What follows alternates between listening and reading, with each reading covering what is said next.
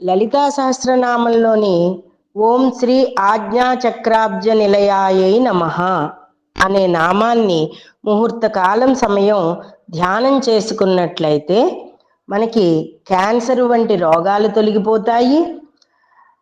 రుద్రగ్రంథి స్థానంలోనూ అలాగే అన్ని ప్రధాన చక్రాలను కూడా అదుపులో ఉంచుతూ మనలో రోగ నిరోధక శక్తిని పెంపొందిస్తూ ఉంటుంది.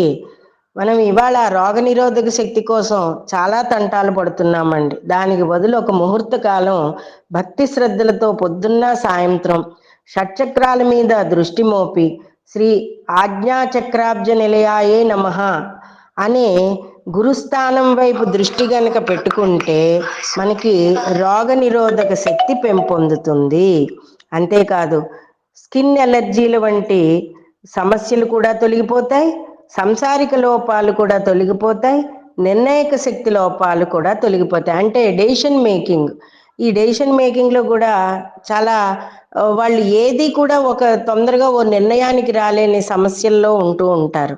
ఏమడిగినా కూడా సరిగ్గా సమాధానం ఇవ్వరు. ఇది గురుస్థానము. ఈ ఆజ్ఞాచక్రాబ్జం అనేది గురుస్థానము. రెండు మన కనుబొమ్మల మధ్యస్థానం నుండే వారాహి కూడా ఆవిర్భవించిందన్నట్టుగా కూడా మనకి అనేక కథలు దేవీ భాగవతంలో చెప్పబడ్డాయి. అందేత ఆజ్ఞాచక్రము అనగానే మొట్టమొదటి ఏమిటి? ప్రేమతత్వం గల గురువుల స్థానము.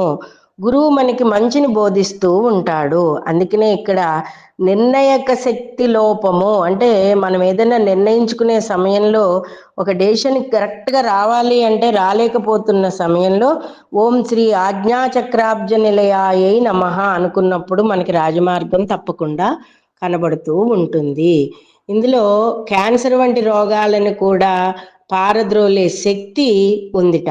కాబట్టి ధ్యానం చేసుకునేటప్పుడు అమ్మవారి యొక్క అనుగ్రహం పొందడానికి ముహూర్త కాలం ధ్యానం చేసుకోండి. శ్రీ ఆజ్ఞా చక్రాబ్జ నిలయాయై నమః అని చెప్పుకోవచ్చు. ఇందులో 107వ శ్లోకంలో మనకు వస్తుంది చూడండి. ముద్గౌదనాసక్త చిత్త సాకిన్యంబా స్వరూపిణి ఆజ్ఞా చక్రాబ్జ నిలయ శుక్లవర్ణ షడానన. శుక్లము అనగా ఇక్కడ ఏంటి? మగవాళ్ళ యొక్క వీర్యాన్ని కూడా మనం శుక్లంగా చెప్పుకోవచ్చు. సంతానలేమి సమస్యలు, సంసారిక లోపాలని ఇక్కడ చెప్పుకున్నాం కదా, వాటిని కూడా పారద్రోలే శక్తి ఈ చక్రానికి ఉందిటండి. కాబట్టి అందరూ కూడా భక్తి శ్రద్ధలతో లలితా సహస్రనామాన్ని చదువుకోగలరు.